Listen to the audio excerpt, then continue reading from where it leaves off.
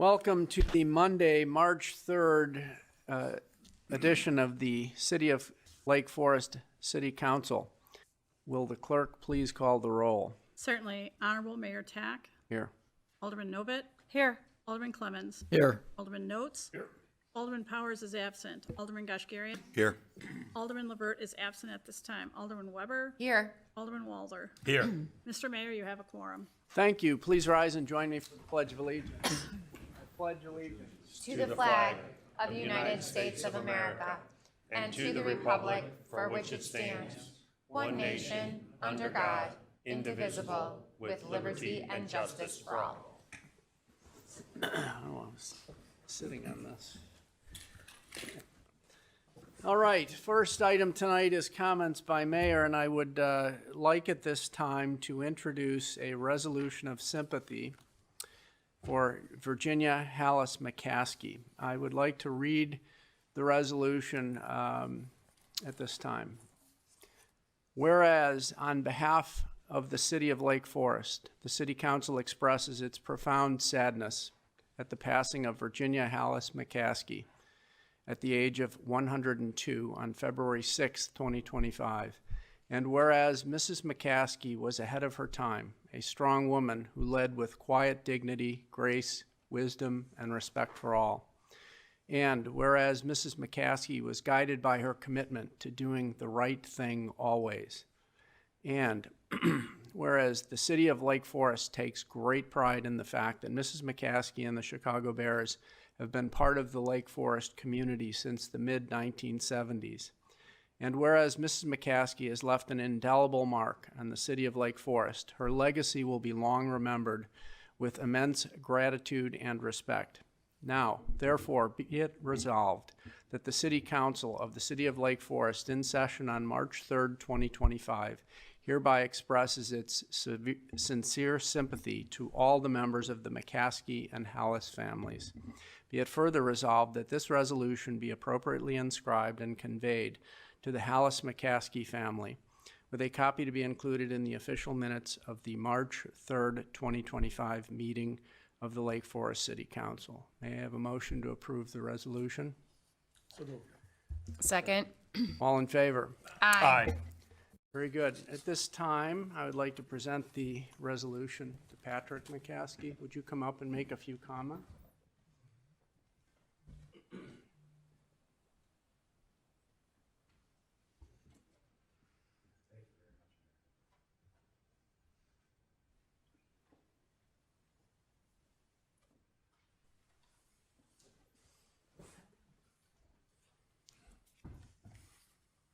My mother edited 6 drafts of my remembrance of her. Patrick, could you push the button until your light turns green so we can get you? There we go. We're good. Thank you. My mother edited 6 drafts of my remembrance of her. The first 5 had too much praise. She didn't want praise, she wanted grace. She was very grateful for her caregivers, Maggie, Precious, Petty, Margaret, and Brenda, Journey Care Hospice, and her faithful driver, Michael. On January 5th, 1923, my mother, Virginia Marion Ann Hallis McCaskey, was born in Chicago. On February 13th, 1923, she received the sacrament of baptism at St. Mel's Church. Her grandmother, Barbara Hallis, and her uncle, Walter Hallis, were her godparents. On May 13, 1934, she made her first communion at St. Hilary's Church. After she had graduated from St. Scholastica Academy, she went off to the Drexel Institute of Technology in Philadelphia.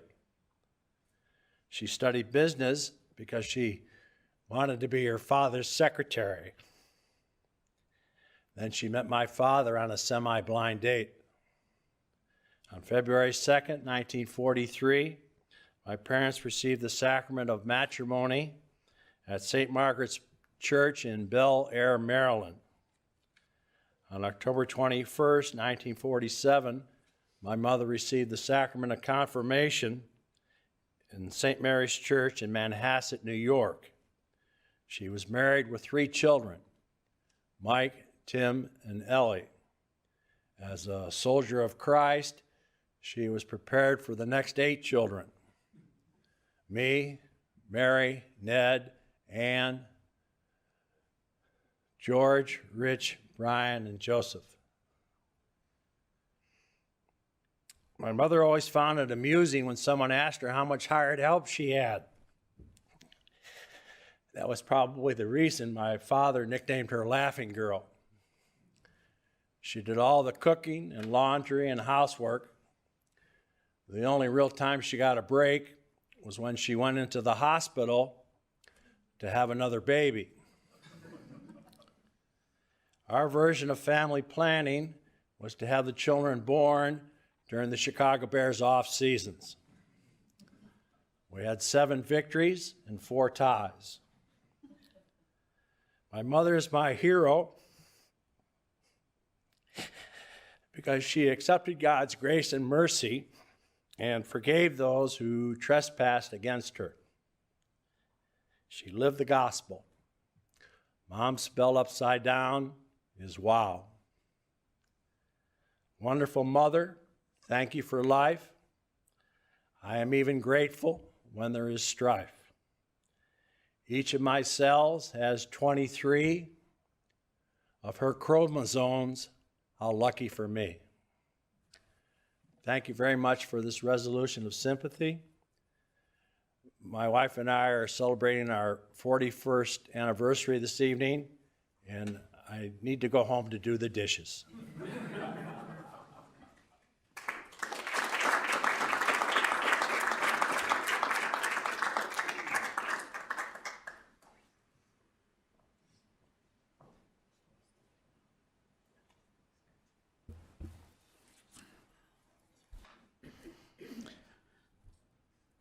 At this time, we'll move on to comments by city manager. Thank you, Mr. Mayor and members of City Council. Good evening. As you'll recall from last month, moving forward as part of my report, we will be providing a status update on the Deer Path Streetscape project, both looking back at the work that has occurred over the last month, but also to give a sneak peek as to what the council, the public, and the community can expect in the weeks ahead. So with that, I'm going to turn it over to Public Works Director Michael Thomas for an update. Great. Thank you, Jason. Thank you, Mr. Mayor, members of the City Council. This evening, as our city manager noted, a very brief update on Deer Path Streetscape. First phase, the water main, everything is going very, very well.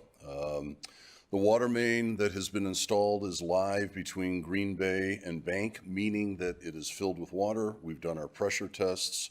We've done our chlorine residuals. So that portion is in the ground operational. Water service connections between Green Bay and Oakwood, meaning when we say service connections into the individual buildings, those have been done between Green Bay and Oakwood. And then now we're going to, the water main is connected actually at Oakwood as well. So we put T's in at the crossroads. Oakwood was completed last week. We have a lot coming up in March. March is going to be a very, very busy month. The water main connections will happen at Forest and Bank. They did 2 today at Forest. They'll move on to Bank and make those connections. And then any service connections between Oakwood and Bank will also occur this week.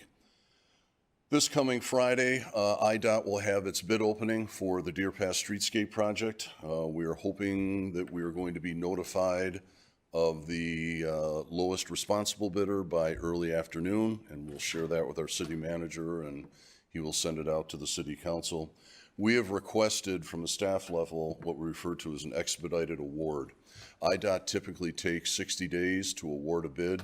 We are going to ask them if they could speed that up. The response to us when we made that request was, we'll let you know after the bid opening. We asked them a long time ago because we really want to get moving on this. Week of March 10th, roadway patching between Green Bay and Oakwood. Because the asphalt plants are not open yet, they typically don't open until the third week of April. All of our patching is going to be concrete, what we refer to as high early. It's going to cure quick, but a lot of it is going to get ground up once we go ahead and resurface the roadway in the fall. We're also, the week of March 10th, going to replace the sidewalk panels between Green Bay and Oakwood on the north side. We're going to come to the south side during spring break. We know all the kids, when they're coming from Deer Path Middle School, they usually walk on the south side. We're going to get the north side knocked out now. When we say panels that are heaved up, we're not going to replace all of them, but ones that are cracked and heaved. The week of March 17th, all the old hydrants will come out. We'll restore and clean up between Green Bay and Oakwood. And then the other thing is North Shore Gas. We contacted all the utilities to see if they had their own utility that needed any work or replacement. ComEd and AT&T said no. North Shore Gas said yes. They have a 2-inch main that runs from Western to Oakwood. They're going to go ahead and replace that. Right now, we're being told it's a 2-week process. It could be 3. We have our, what we refer to as our pre-con or pre-construction meeting with them this Wednesday, and their subcontractor Mead. Hopefully it is a 2-week, and we can get them in and out. Finally then, on the week of March 24th, and this is the big one, this is spring break, we will be in the Western Ave Deer Path intersection. We will be closing that intersection down completely. We've got to hook up the water main to not only the main that comes under the tracks, but the ones on Western as well. We're going to stay out of the railroad right away, which is good. It'll save us time, but we're going to go right up to it. But that's a big deal, and it'll take all week. We may even have to work some extended hours. Our goal is obviously to get that work done and completed before everybody returns. At the same time, as I noted, we're going to replace the sidewalk panels on the south side of Deer Path between Green Bay and Oakwood. Other things that have occurred, Dana Olson and the communications department have been very busy with adding communications daily regarding the project. These yellow visibility parking and business signs went up. They're temporary, but we put them up in different locations so people could clearly see that things were open for business and where to park. We at the staff and engineering and public works continue to monitor detours and the traffic signals up at Westminster. Haven't had any issues so far. Things seem to be going well. Dana again and her department have the Lake Forest Love app where they are now starting a new series spotlighting businesses in the area. So that is good. And then Bernard and Nellie, the two of our engineers, on a daily basis are touching base with all the businesses that are impacted. They simply are walking in and saying, here's what's going on, any issues, any problems. So that's a great thing. Bank Lane design continues. We are being told that we are going to receive the final design March 31st. Right now they're focusing on material selection and investigating all the utilities, just to confirm that we don't need to do any utility work on Bank. So they got to take a good look at that. The schedule for Bank Lane is, we'll receive it, as I said, March 31st. We'll make comments the first week of April. Our plan is to get the project out to bid on the 15th of April, have a bid opening on the 29th. We'll bring it to Public Works Committee at your first meeting, their first meeting in May. City Council at your second meeting in May, and then look to start construction mid-June. Again, this is 100% local funds, so we're not waiting for any grant paperwork or any approvals. But again, we want to try and get this going. So in case there are any weather issues this summer, et cetera, we want to be ahead of any curveballs. So with that, I'll be happy to answer any questions you may have. Are there questions? Alderman Weber. I just had a comment. I just wanted to compliment Bernard. I saw him in action communicating with his local businesses regarding the project, and just his smiling face and his diligence and staying in touch was really welcoming, and I just wanted to thank him for his efforts. Thank you. I'll jump on that bandwagon. Dana, your video about the walk from parking to Einstein, to Once Upon a Bagel was great. And I think that's the kind of thing people need to see so they understand that this is not as overwhelmingly impossible as it looks. So that was terrific. Thank you. Other comments or questions? Okay, Thank you. Mr. Thomas. Okay, thank you. My next item, for my next item, I'd like to introduce our Chief of Police, John Burke, to provide an update on the police station project at 1925 Field Court. For the last several months now, city staff, the project consultants, and the city manager advisory committee have been advancing design work associated with the building. If you recall, the council last discussed this right before the holidays in the context of your conversations amending the city's self-limiting debt ordinance. And since that time, really the work's been happening behind the scenes, but a lot has happened over the last 2 months. And so we thought this would be a great opportunity to update both the council and the community on both the scope of the work that has occurred to date, but also to get council feedback on one outstanding issue that has been identified specific to the firing range. And this presentation tonight is intended to be followed by several community open houses that we'll be hosting later this month at the 1925 Field Court property. We'll be messaging that proactively to the community to hope to have good public turnout. So I'm going to turn it over to Chief Burke to walk you through this, but I do want to acknowledge that we have in the audience tonight the principal for Corrigan Clark and our project lead, Brian Kronwitter, and we also have with us from the City Managers Advisory Committee, our chair, Jed Morris, and Rosemary Kerr, and appreciate all of them being here. I understand that our advisory committee members may have some comments later in the meeting. Certainly Brian and his team are here to answer any questions that the council has as well. So between that and several members of our staff project team who are also in the audience, should have all the right people here to answer any questions that you have. And with that, I'll turn it over to the chief. Thanks, Jason. Good evening, Mayor Tack, City Council. This is an illustration of the building that we purchased, 1925 Field Court. As Jason stated, we've been working through the design process for several months now. If I could just take a second and just note how we got here. There was a need for an updated and expanded police station that's been recognized for many years. In November of 2023, City Council saw an opportunity to address this need in a financially responsible and forward-thinking way. Following the extensive review of potential sites, it became clear that adaptive reuse of an existing building was the most viable option. It balanced cost savings, land availability, and offered sustainability. Although after thorough evaluation, 1925 Field Court in Conway Park emerged as a strong candidate. In April of 24, City Council unanimously approved the purchase and sale agreement for $3.5 million, an opportunity made possible by then current real estate conditions, and this purchase is a fraction of its past value, and it represents significant savings to the city. During the due diligence period, comprehensive assessments were conducted confirming that the site could be adapted to meet the needs of a new police department. Cost estimates and renovations ranged between $24.5 million and $28.8 million, far below the $41.6 to $51.6 million for the cost of new construction. In July of 24, with due diligence completed, the City Council unanimously approved the acquisition, and the property became city-owned last September.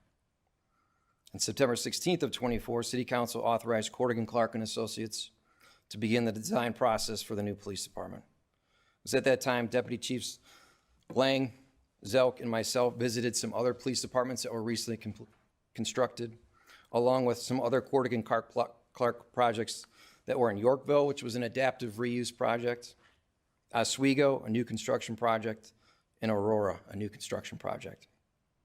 During these visits, we took the time to discuss with the chiefs what their budget was, what they liked about their project, what they didn't like about their project, and if they could do anything different, what would they do? Armed with this information, the design progress has been progressing under leadership of Corrigan Clark. A city manager's advisory committee was formed last year to provide community input on the project as we move forward. We've completed 2 such meetings thus far, and we're very happy with the results. What you're looking at here is an illustration of what we're proposing for the first floor. I'd like to look at it from a couple of different perspectives. So if we start here in the yellow, this would be the public area of the building. So if you came in the front door, you'd be greeted by records, which is right here, and then a training room, which is on the right. This whole area would be accessible to the public to include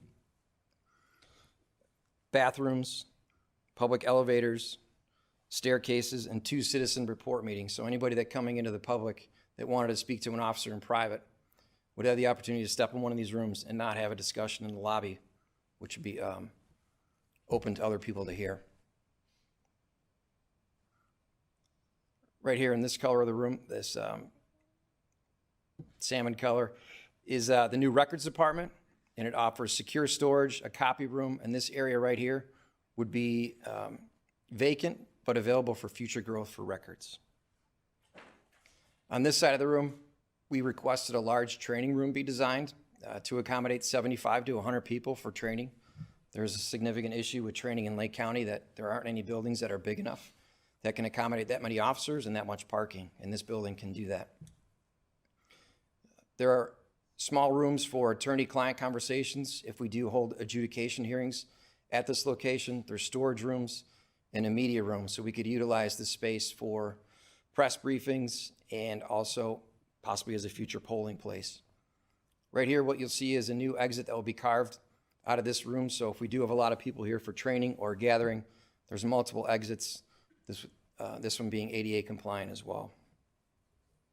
The second perspective would be an officer or anybody that works with PD coming to work. We're designing an entrance at this side of the building where somebody could come in this door. So if it's an officer, these 2 rooms right here are locker rooms. This is a female locker room. That's the male's locker room with a common wall for plumbing. It offers a lot of room for future growth if the police department were to expand or get larger or hire more people. Directly across the hall in the blue would be the workout room. Next to that is large storage. This is an officer wellness room.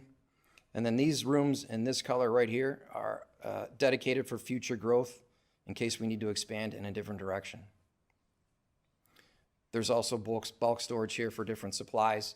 And this room right here off the lobby could be used for storage of large parcels that come into the PD. This room right here in the dark purple, that's where the building bends. It's where an existing kitchen is in the police department. It's about 80% complete, so you're gonna hear me say this a lot. We're gonna reuse that kitchen because there's no sense in moving or creating a new kitchen where there's something that's already existing. That goes the same with the bathrooms there on the first floor by the lobby. As you move towards the back of the PD, so if an officer were to come in, get dressed, move down this hallway, what you'll see here in the green are their workspaces. So that's a commander's office, 4 sergeants' offices, another commander's office, and this room here on the end is for roll call. Running along this side here, you'll have storage rooms for tasers, body-worn cameras, charging stations. There's a conference room. There's another spare room for drone storage and AED storage. These all require a lot of power. And then this area right here is reserved for report writing for the officers. There's a juvenile holding room with a door that doesn't lock, a bathroom that they can use. And then right behind these offices where the drone storage is a new elevator. This was a suggestion that came out of the city manager's advisory committee that we were looking for areas of further access. So that elevator would be for police only. It runs from the basement to the first floor and second floor. This gray area right here, that's not in place right now. It's next to the utilities. They propose that we carve in a stairwell that runs from the first floor to the second floor. And what that'll do is it'll tie in where patrol is in the lunchroom to the administration and the detectives immediately above on the second floor. The last perspective would be if an officer did take somebody into custody and bring them into the building, they would enter here. This is Sallyport garage entrance that's not there right now.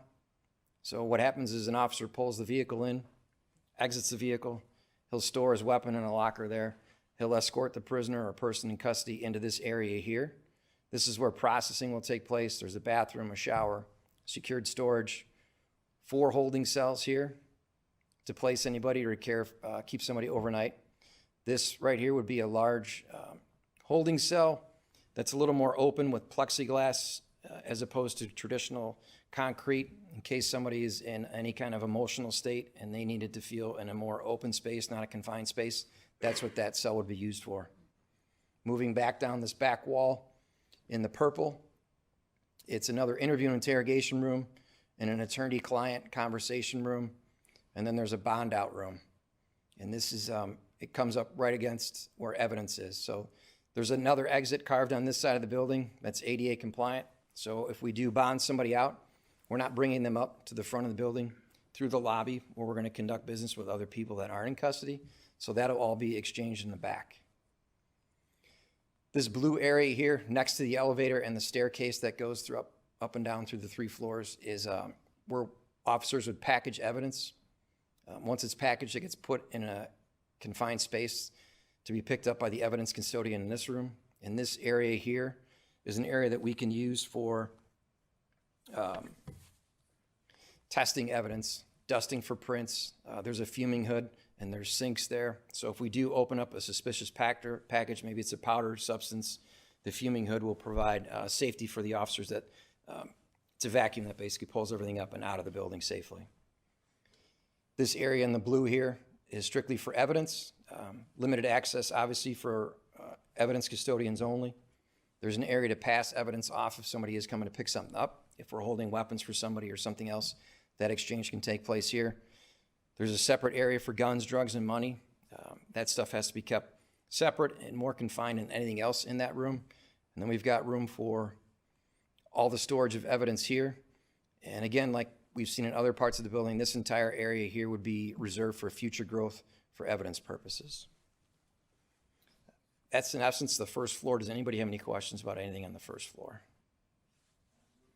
Thank you. I just had a question. If you have a vehicle that you need to take evidence from, will that remain then in the garage, the underground? There'll be an illustration to show it clearly. Okay. In this Sally Port area we call, it's an elevated structure, so there'll be a drive that goes up.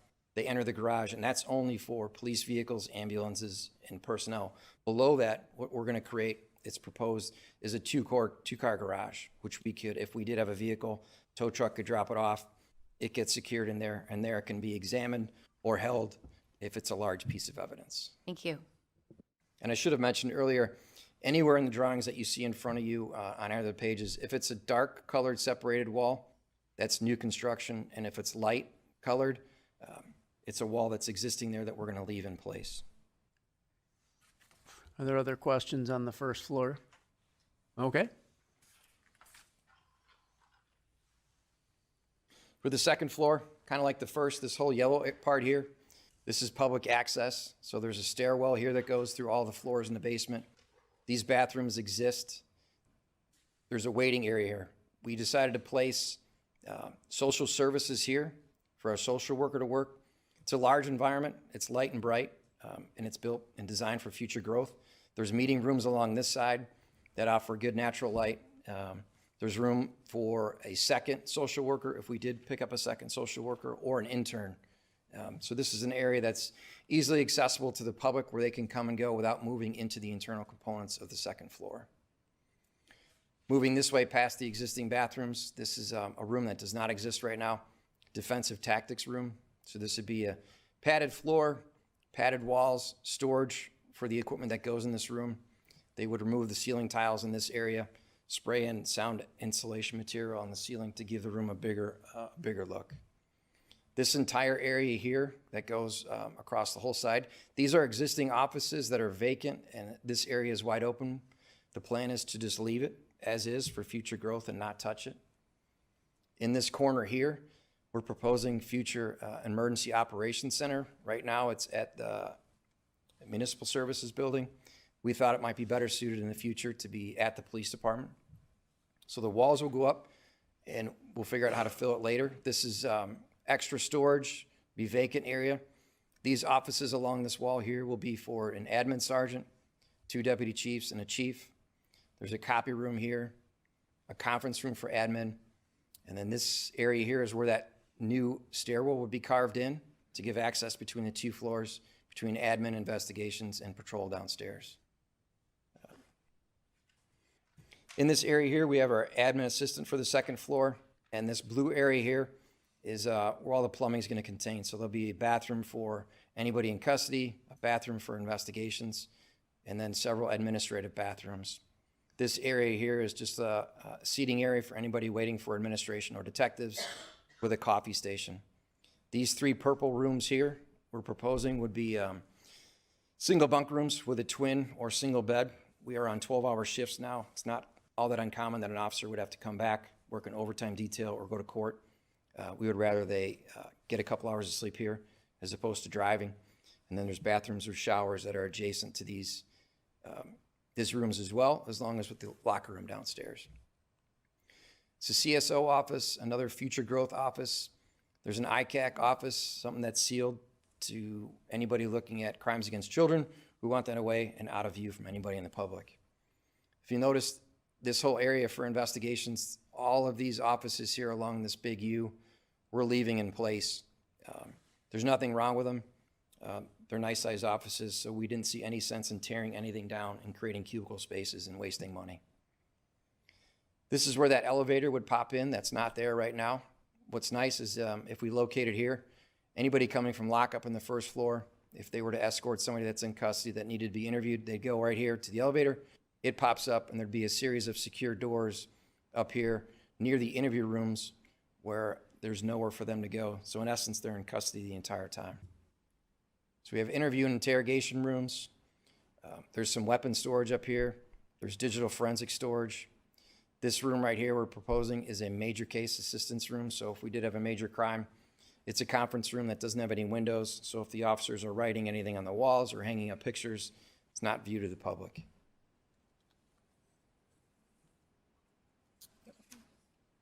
That's basically the second floor. Does anybody have any questions about the second floor? Are there questions? Alderman Notes. Thank you, Chief. Is the yellow area, that's 2-floor space currently, isn't it? This, Filling in a floor? Am I reading? no, this is just open to below. It is. So there's a little railing right here. There's some illustrations I can show you that'll clear that up. Thank you. Other thoughts or questions on floor 2? Alderman Clemmons. John, the salmon color, what department was going to move over from the municipal building? So this area right here, we're just proposing it as an emergency operations center. So if we had a large event where we needed to bring in people, a meeting of municipal elected officials, municipal people, police, fire, can't predict these events. I can tell you that if we had another proposed PGA event in a couple years, that could be an area that we would set up, be looking at cameras, do communications that we could set aside and run an event for 3 or 4 days and have all the logistics run through that route there. Thank you. Perfect. All right. So through the program analysis in the space needs analysis, right now our police department is approximately 22,000 square feet. The need to have was about 46,000. The nice to have was 56,000. Under the proposed plan, we're at about 55,000. What's nice about this plan is we're strategically placing areas of growth or could be future growth sporadically throughout the building and not just concentrating on one area or half a floor. I did mention areas like the kitchen, existing bathrooms, and office spaces. We spent the better part of 2 days with Corrigan Clark walking through the building, both floors, looking at every office, every door frame, every section of glass, and the doors themselves to do a lot of, as much as we can, readaptive use of all the materials that are in the building. And that number is going to be, I think, significant when the project's all completed.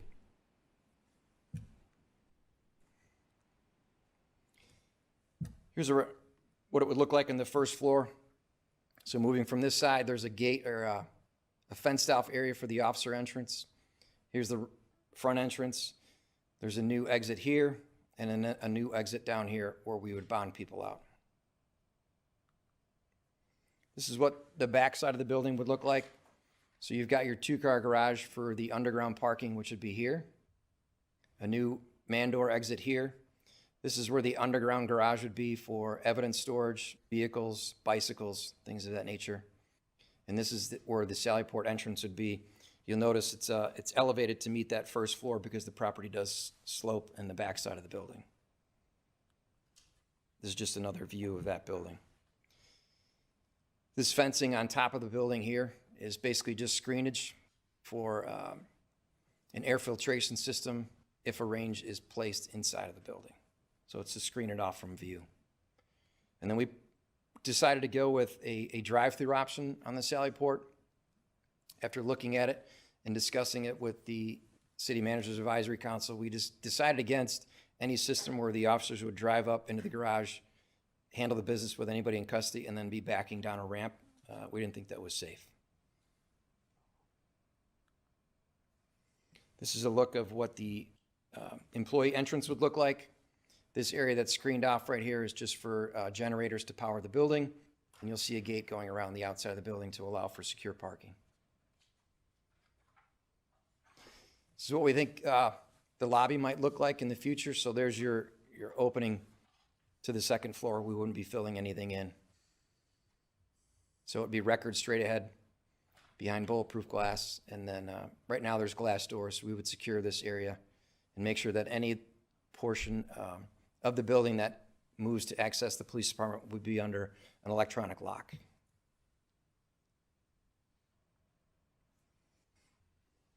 Here's some projected costs that we're looking at in total.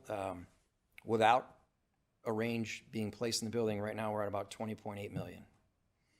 This is still under the estimated projected cost between 24.5 and 28.8.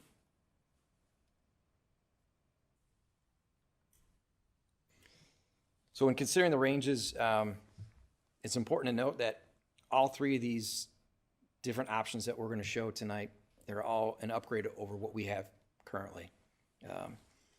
It's also good for everybody to know that in addition to just using regular firearms trainings, by law we have to qualify once a year. We qualify quarterly, but we also use our range for practice, taser training, less lethal shotgun training qualifying, high-risk traffic stop training. And the range is also used by certain elements of the NIPUS EST team. NCIS shoots on a regular basis. And I've had some discussions with some of our neighboring police departments. They are very interested to see what direction we go with our range as well. Option one, this is the basement section of our current police department where our range is. This is exactly where our range is right now. The proposal is, if we needed to take out this back wall, push it back, put in a new air filtration system. Where there's a DUI training room in the basement, we would make that a gun cleaning room because we wiped it out here in the back to get more length. And they'd put in basically a series of doors to create an airlock, and then it would be a completely new upgraded air filtration system for the building, specifically the range. So the pros and cons, this is the lowest cost solution to have. It modernizes the range. It's still owned and maintained by the city. The cons are no direct access to moving a large training prop or a vehicle onto the range. The width and length is still less than what we would have at the new PD. Sound isolation will still be an issue with the fire department. They are going to stay in the building after we leave. And this, if we did go with this option, it would require some coordination with the fire department as to what their building plans may or may not be. And the cost estimate is approximately $2.6 million. So this is an outline of like an aerial view of the building. So this is where employee entrance parking would be. It's parking on this side of the building. This is where the proposed Sallyport would be. And this is one idea of where we might place a range if we did place it outside of the police department in the back lot. This is what it would look like. Basically what you have is an entrance here, go through a door lock system. This is the air ventilation. Basically what this does is just, it pushes the air from this side all the way through the back and out through a filter. This is a granulated rubber backstop. This is a garage door entrance to bring a vehicle onto the range. And then you've got weapon storage, bathroom, and then weapon supplies could be stored in the back here. So the pros, it's convenience of having the range on site. It's custom built, allows us to do a lot of tactical uses and bring props in and out. Acoustical isolation, it's not in the building itself, so we're not that concerned about sound. And we're not concerned about sound leaving that building at all. It's an enhanced opportunity for other agencies to come and go to shoot in this building. It doesn't disrupt anything that's going on in the PD at the time. The cons is it's the most costly option that we have. There's also significant zoning and covenant issues with, can we build a structure like this in that parking lot with our neighbors? And then you have to draw on new electric, water, and sanitary service to this building, which raises the cost as well. So this is an estimate of $5.6 million.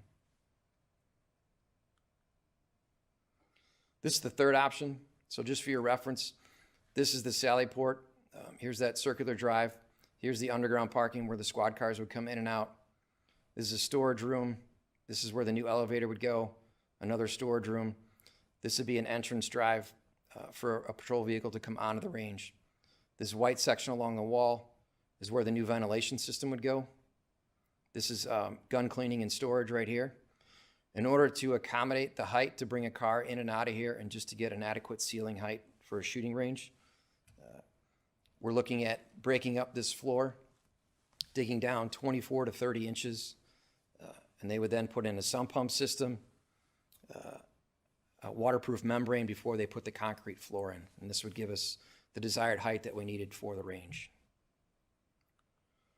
Here's like a cross section of what it would look like. So that would be the new floor. When there's nothing in there, they would spray in about 3 inches of rubberized sound deadening material up here to take away the sound and vibration from any gunfire that takes place down here. Then there'd be a drywall acoustical ceiling that would be hung in this area to further take care of the noise. And these are steel baffles which need to be installed along the range to keep rounds in this area here. Any questions about this part? There's also I-beams that run under here, so that's more reason why they have to dig down deeper to get to that height. So the pros are, this is convenience to have the range in the same building. Doesn't require any additional variances for construction. Firearm storage and maintenance will be right on site. It's near classrooms that are in the building. We can shoot any time or day or night. There's no additional construction costs outside of the building. There are some difficulties though. We've been working with Corrigan Clark on how do we mitigate the sound and vibration transmissions in the building. Right above that range where it's proposed are where the sergeants and commanders' offices would be, along with roll call. So it would require some significant engineering. And then we're putting a rooftop unit on top of the Sally Port, so we'll have to screen that. And then if we do put that range in, we're losing about 10 parking spots that are underground temperature control parking. This cost estimate is about $4.6 million. This is a breakdown of all three of them. Gives you the total cost and the price per square foot. I think what we're looking for tonight is just some direction from City Council as to where we're going to ask Corrigan Clark to focus their design efforts on a future range for the police department. Any questions? I went through a lot of material really fast. Let's start with Alderman Gosharian. I just have, thank you, Chief, for a very thorough presentation. I just have one question. Does the advisory committee have a recommendation on the range? I'd like to hear what their thoughts are. I'm a firm believer in subject matter experts directing the conversation, and I mean, we can all come up with our fanciful ideas, but the people who really know, I'd kind of like for them to offer up their thoughts. If possible, can we hold on that, because I'm actually going to ask representatives to get up after we're done speaking. Yeah, no, that's fine. Thank you. Okay. Next, Alderman Notes. I was actually gonna ask the chief that question. If money was not the consideration from a personnel standpoint, what is your desired, what do you think the solution? I think if money is not an option, the standalone option is there, but we do realize that there are significant issues that come with just going down the permitting process to put a building on that property with the rules and regulations that are in place in that area. So it could create a lot of headaches when it comes to permitting and variances and other things. I did reach out to several other police departments, as I mentioned earlier. There's significant interest in our neighboring police departments paying I don't want to say a membership fee, but maybe a maintenance fee to come use whatever range we build, because these ranges are expensive.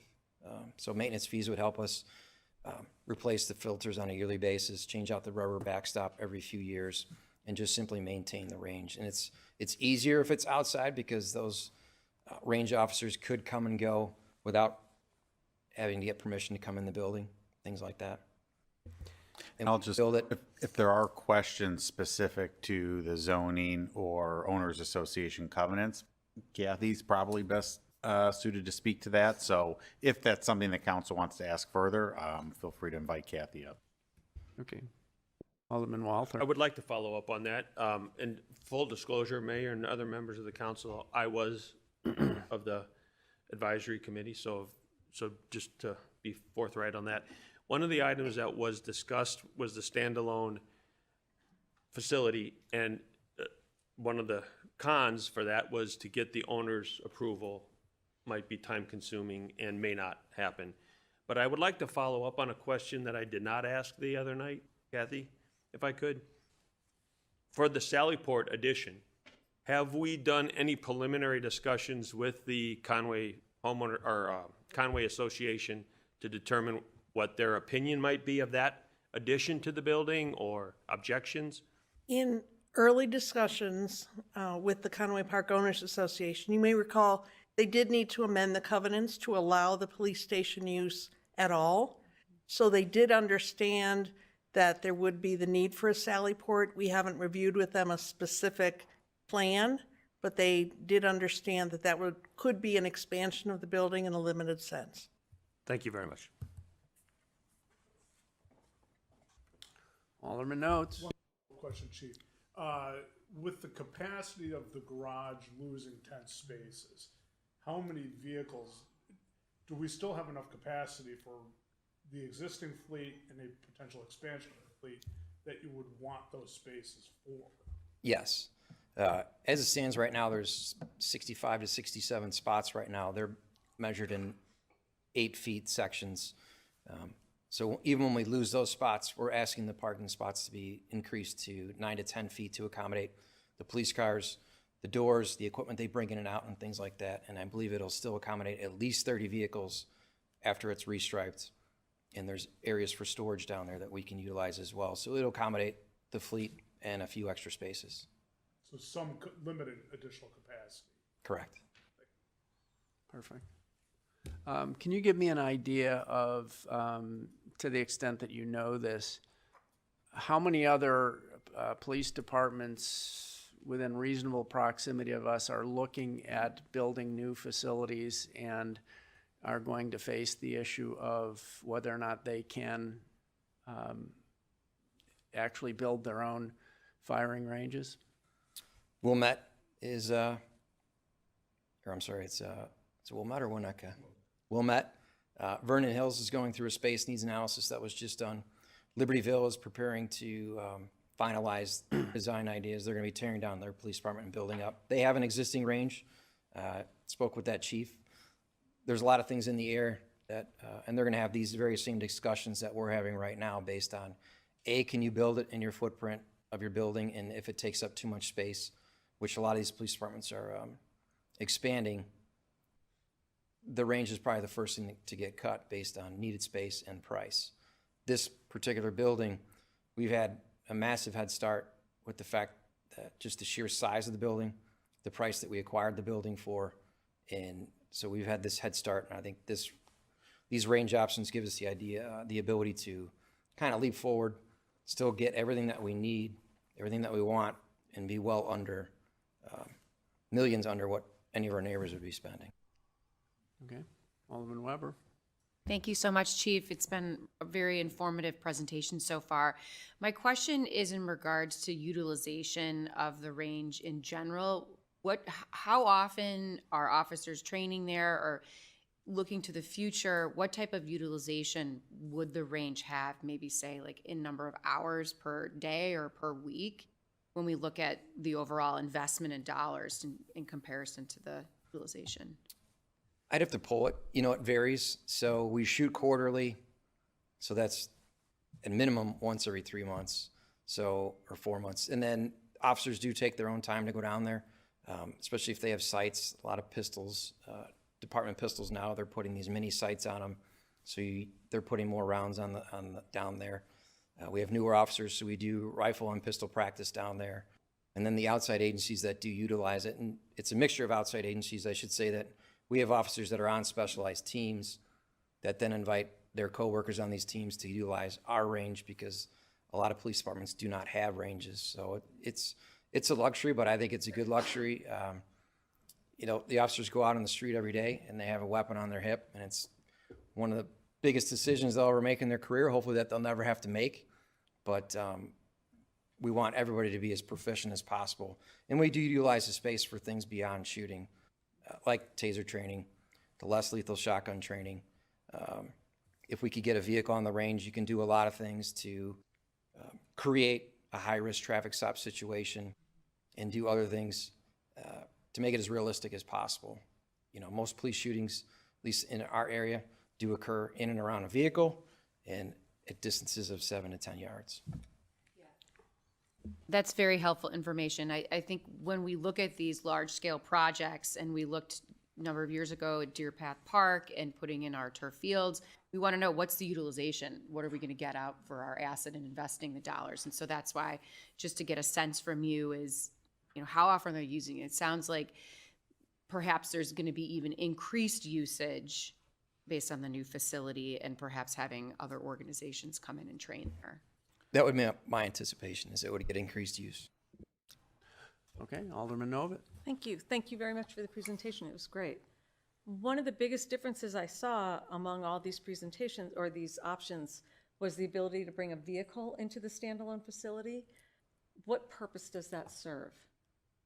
What usually occurs in these training situations is you bring a car in there, use an older vehicle, and you can simulate a high-risk traffic stop where the officers are challenged with exiting the vehicle, pulling the proper equipment, moving tactically around the vehicle, and engaging in a target downrange under simulated high-stress situations. So you can dim the lights on the range, turn the lights on in the car to create an atmosphere for them that's stressful but controlled. Okay, thank you. Is the standalone facility the only one that would allow that? No. In the underground parking garage, what they're planning on doing in the design process is having a slope from the parking garage that would go, I forgot the exact slope, but it would offer us the ability to get a vehicle onto the range through a set of doors that could then be closed once the vehicle's on the range. Can we see the diagram of the interior range again? The lower level one?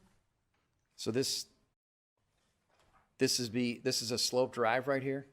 So anybody bringing a patrol car into here, they could open the garage doors, drive down the slope, move the vehicle onto the range, and then when they're done, they bring it back up the slope and close the doors.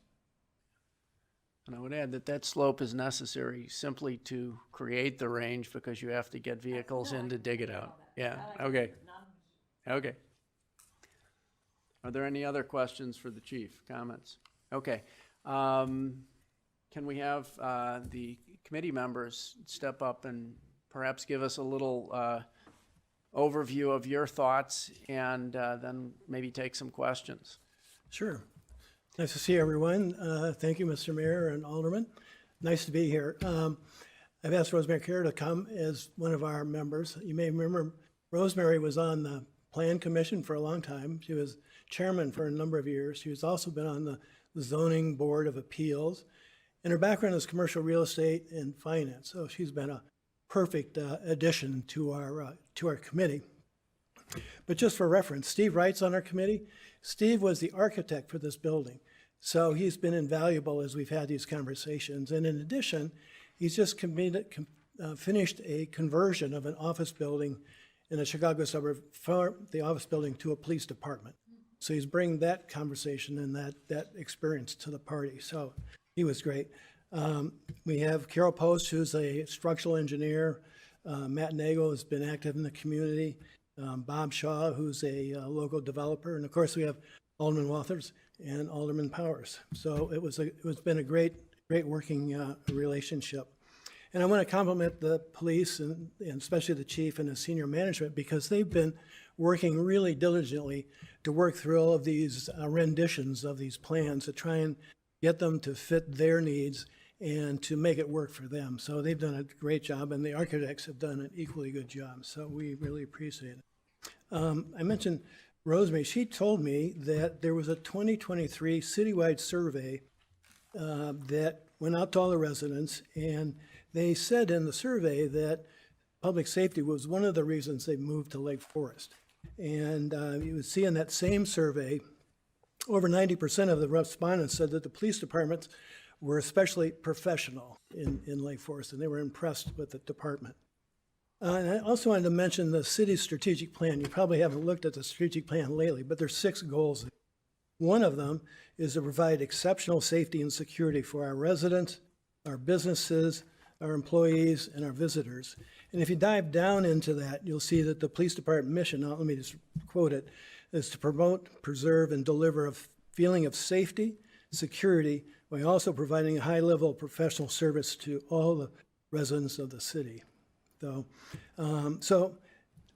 to meet these public safety goals, it's come to our attention that you really need to make this a manpower. You need to recruit and retain the very best, the brightest police officers you can find, and it's a very competitive recruiting market out there. So we want something that new recruits are going to want to come to our city, and the officers that are here are going to want to stay here and not go somewhere else. So I look at it as a manpower project. It should be a magnet for recruiting future police officers, in my opinion. And just a couple things, and Rosemary will talk a little bit further about it. But if you look at it, they have the best spaces to process and hold offenders. They've got improved training facilities, including internal firing range. They've got better storage for police vehicles and their equipment. They've got improved break rooms for the full kitchen and eating areas. They have male and female locker rooms, expandable storage for evidence and record retention.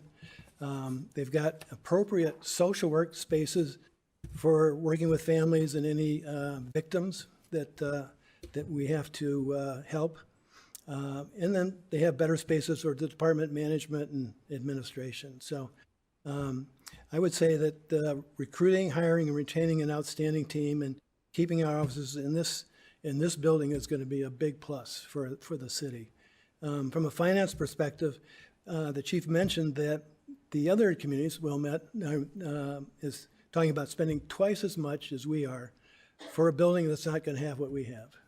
So that's really remarkable, and we just thought that it was such an exceptional opportunity to make our community safer and a more desirable place to live and to work. So I'm going to ask Rosemary to come up and finish making a couple of comments for everybody.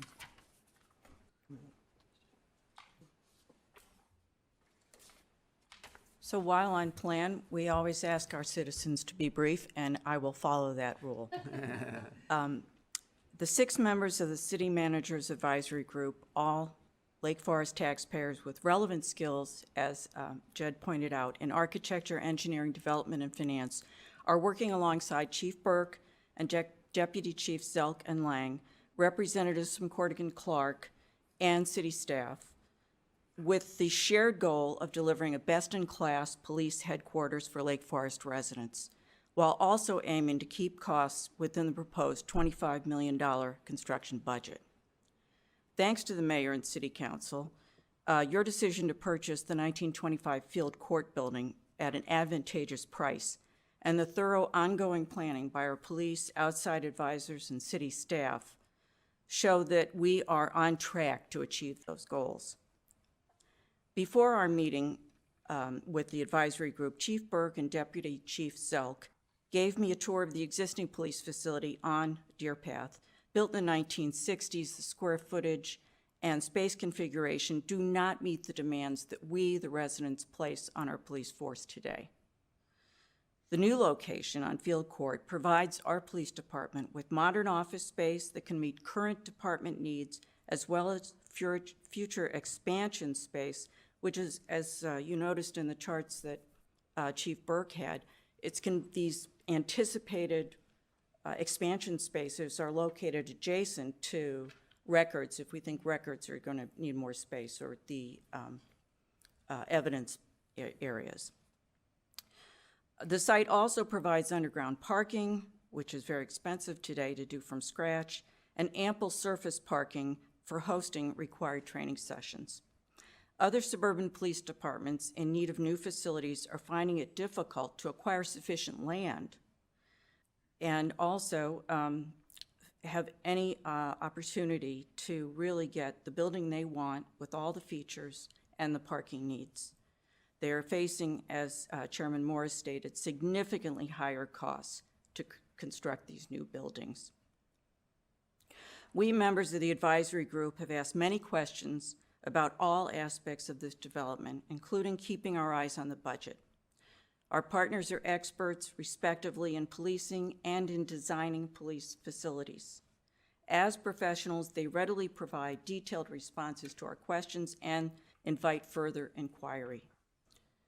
Chief Burke and the deputy chiefs have told us that the prospect of a new facility is already acting as a recruitment aid. And we believe with this modern and adaptable facility, we're poised to meet Lake Forest's current needs and future growth. Thank you. So before you go, I'd like to just sort of ask one question, and either or both of you can answer the question. Okay. Is there any element of the plan as proposed that's on site? I'm not really referring to keeping pieces of our department at the current location. Is there any element of that that you think, in the context of what we're trying to achieve, that would be reasonable to remove or delay? I would say consensus from the advisory group would be no, that these are all important component parts. There is a question about where the range should be. We're going to have acoustical tests done to ensure that if it's done within the existing building, it won't be or have an adverse impact on the offices up above. But would it seem reasonable to you, or to your knowledge, to anybody on the committee, and you can even sort of chime in, Chief, if you'd like to do this project and either delay or remove the firing range as a component of the project? If the firing range is going to be within the building, it needs to proceed now at the start of construction. Otherwise, it's difficult to make it an option. Kathy can respond, I think, to questions about Conway Park and whether a freestanding building is something feasible on that basis. We're concerned about putting 2.5 or 2.6 into the existing range in that it's not really adequate, and it won't be a first-class one, even putting in that money. And it may hamper the fire department on what they want to do with the public safety building. Okay. Jed, do you have a comment on that? Sure. I would say the same thing. If you try to do the outside version, it enters a lot of complex discussions with a lot of different people and special use permits and all kinds of things, which immediately delays what's going to happen with the firing range, which means that if we have to continue to use the existing ones, that puts the fire department in a bind because they can't proceed with their design until they have full control of the building. So anything that does leave us in that existing fire range space in the current building is going to be a big problem for the fire department and their plans. So that's why we've come to the conclusion this is the best place to put it. We don't think we can, I'll leave it to Kathy again. It's a challenge outside, and if we do proceed, there's a lot of work legally that we'd have to do. So we think this is the best place for it. And Chief, do you view the project as presented, and let's just say for the sake of argument that it's an integrated firing range component, either in the building or, immediately adjacent to the building. Do you view this as a significant regional training asset, or is this really just limited to a local facility? And do you think we give something up, regionally if we choose not to do one of these options? I think we've given the design challenge to Cordig and Clark, and they're telling us that they can create a lower level range. That'll be acoustically sound, waterproof. It'll be an upgrade over what we have. And then the building itself, the location, the amount of parking we have adjacent to the highway and a hotel. We've had discussions with our regional training partners, some other companies that train around the country that I'm confident that this is going to be a training hub in Lake County, because there's no other building like it. Nobody can handle this many people and have this much available parking in a centralized area, because it's such a unique property. Okay, thank you. Are there other questions? Taking that answer one step forward, Chief, does having the range in the basement make it more difficult to do that regional training as opposed to having the external range where you're bringing outside people? If I heard your comment before, that's certainly more conducive, but It would just take a little more coordination on our part. We could still assist our local partners with them coming and going with range officers and going on the range, getting a vehicle in there, getting it out. We are a 24/7 operation, so we could handle that part of it. Might be a little extra work, but it's fine. And I think if they can engineer it and make it work right, it's a really, really exciting project, and it's everything that we need would be in that building. Are there other questions? So, if I'm not mistaken, and addressing both Jed and Rosemary, by the way, Jed is sat on city council for 6 years, I'm sorry. And you were the finance chair for 5 of those 6, right? And Rosemary not only served on ZBA and Plan, she was the chair of both ZBA and Plan, if I'm not mistaken, bringing excellent set of credentials also. Did I understand you then that we're kind of dealing with the Goldilocks principle, right? Right in between. Is that what I understand? We don't want to overspend. We don't want to underspend for something that's just not suitable. Your recommendation would be putting the range in the new 1925 building in the basement with modifications, and that's the recommendation of the 6 advisory committee members? It wasn't unanimous, but it was the majority decision that this made the most sense, just because the outside is just difficult, no matter what you do. And even if you get it done, it's going to take a while, and that's a big problem for the fire department. So it just made sense to have it inside as configured by the architects, and not spend $2.5 million to renovate an existing fire range that would be obsolete and not usable if the fire department needs that space in the future. So this seemed to be just a very good solution for us. And so that mid-tier, which we're talking about, would keep us well within our budget target? Meets the budget target. Probably have to do a little work on it at the top end, depending on what goes into it.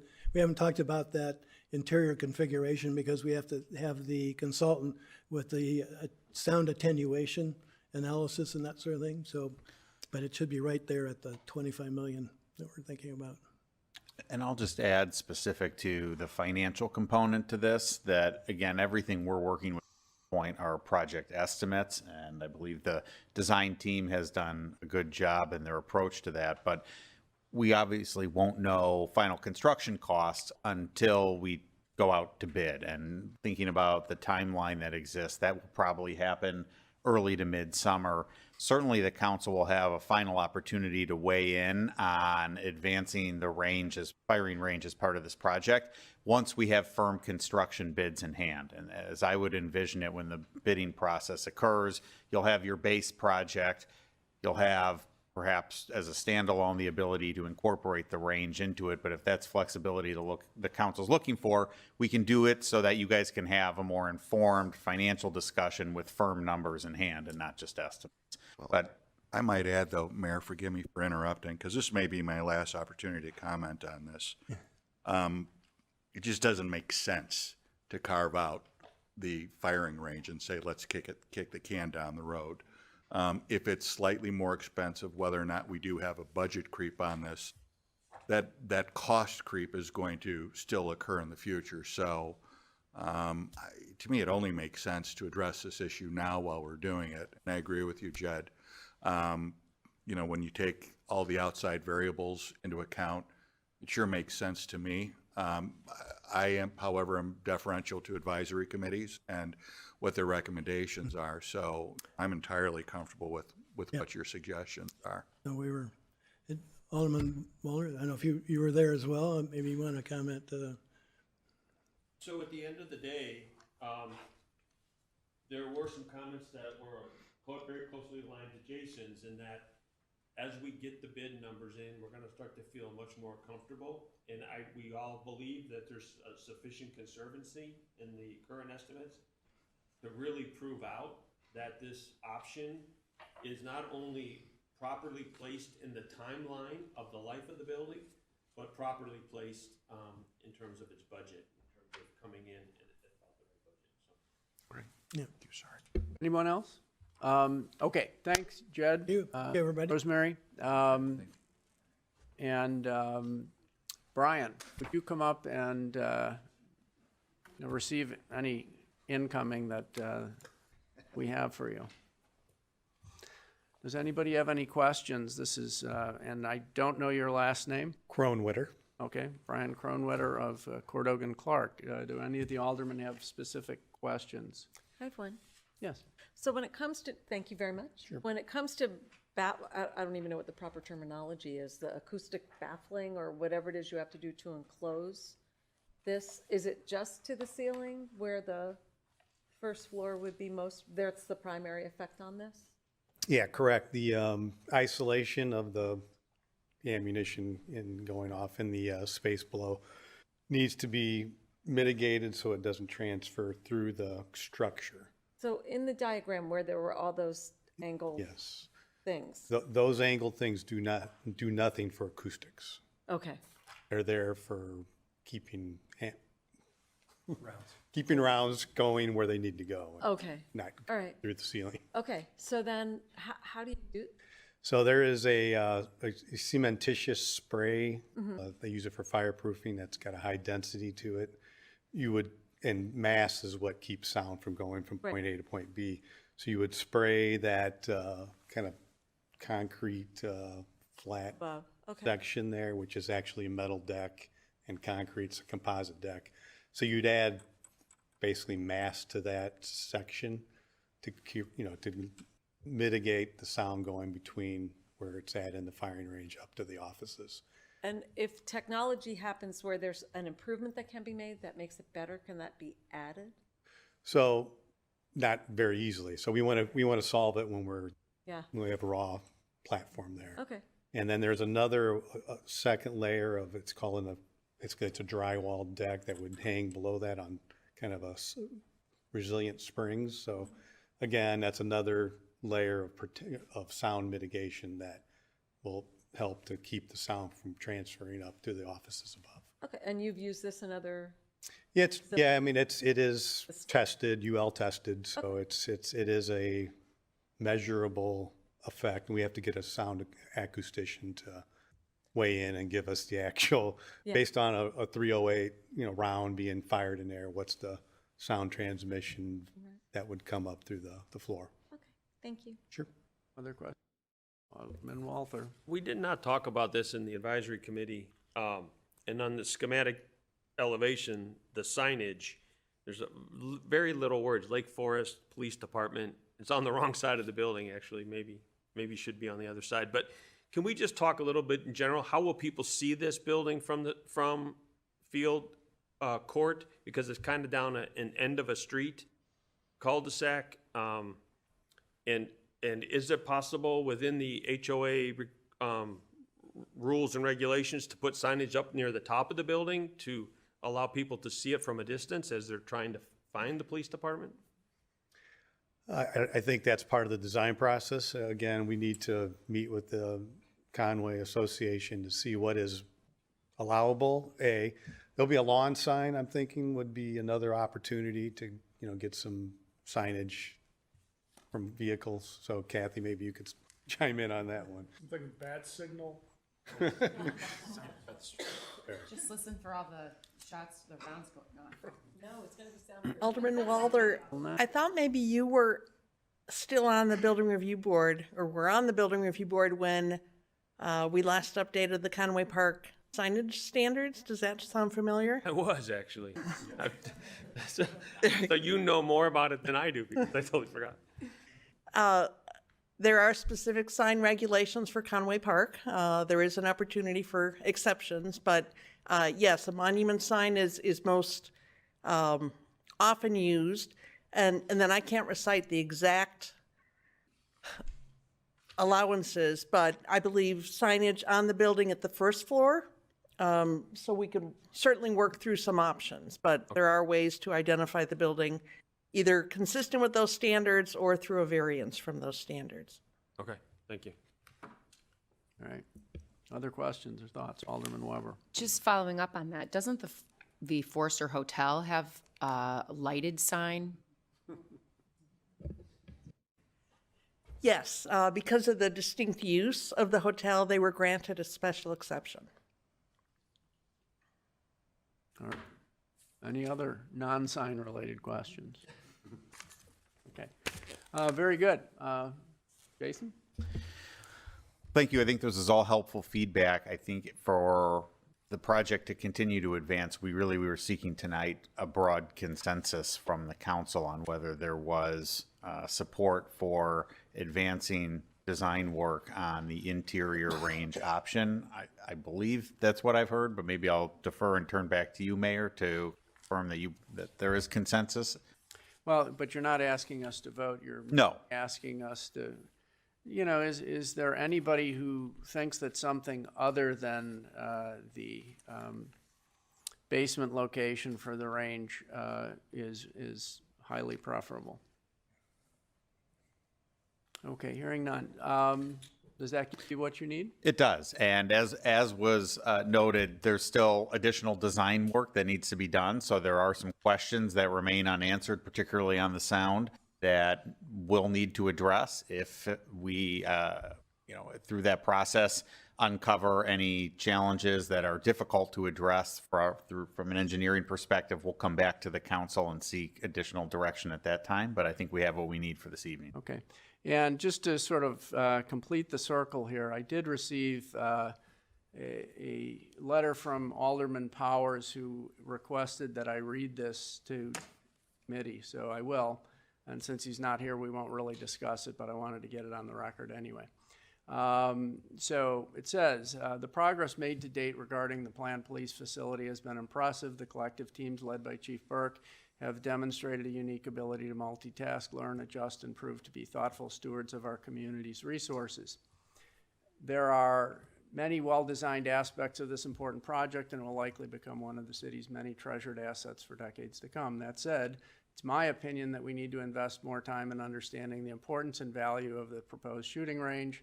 I agree that an on-site range is ideal. However, before we decide to invest $4.6 million, we need to understand exactly what is needed.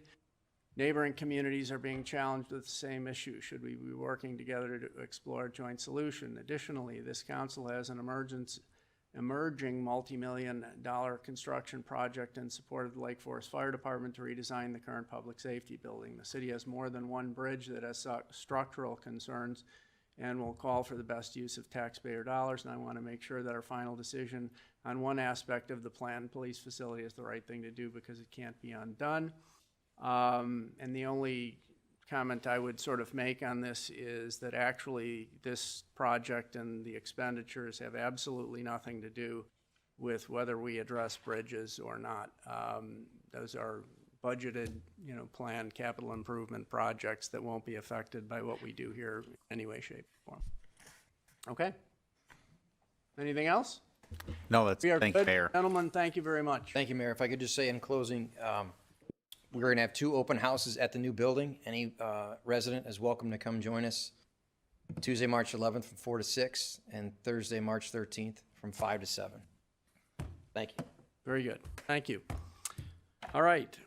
Jason, anything else? No, that concludes my report. Thank you, Mayor. Perfect. All right. At this time, we'd like to move on to, there's a gentleman here who's been waiting patiently. And I'm just going to refer to you as William. William, would you like to come up to the dais He has a commentary about what looks like Northwestern Medicine billing, and I would just like to remind you that we do have a 3-minute time limit. Yes, Okay.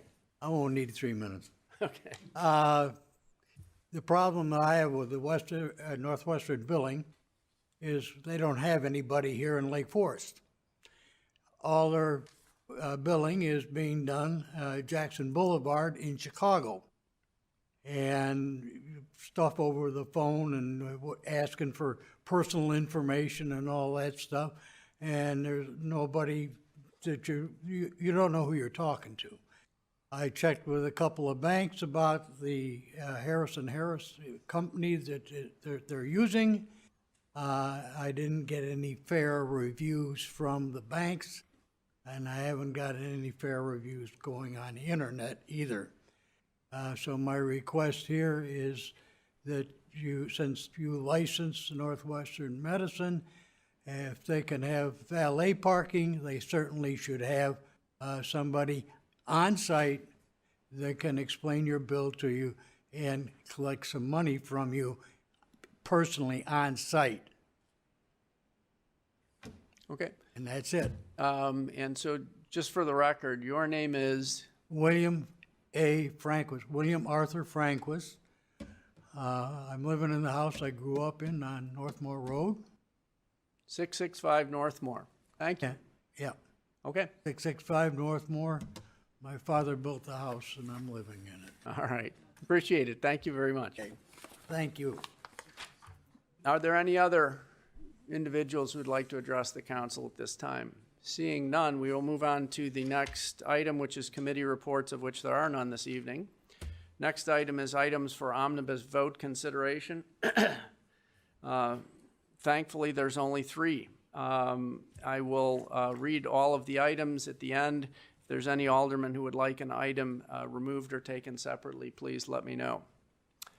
Okay, item 1 is approval of the February 18th, 2025 City Council meeting minutes. Item 2 is approval of the check register for the period of January 18th through February 14th, 2025. And item 3 is authorization to dispose of city property to the highest bidder via governmentdeals.com for the sale of the 2010 Cat skid steer in the amount of $22,800. Are there any items you would like removed or taken separately? No. Can I have a motion to approve the 3 omnibus items as presented? So, second. All right, this would be a roll call vote. Alderman Clemmons. Aye. Alderman Notes. Aye. Alderman Gashgarian. Aye. Alderman Weber. Aye. Alderman Walder. Aye. Alderman Novit. Aye. 6 yeas, 0 nay. Motion carries. Perfect, thank you. Next item is old business, of which there is none this evening, followed by new business, of which there is none this evening. Are there any other items that council members would like to discuss at this time? Hearing none. I have to adjourn. So moved. All in favor? Aye. We are adjourned. Do we need to turn these back in or these are taken back?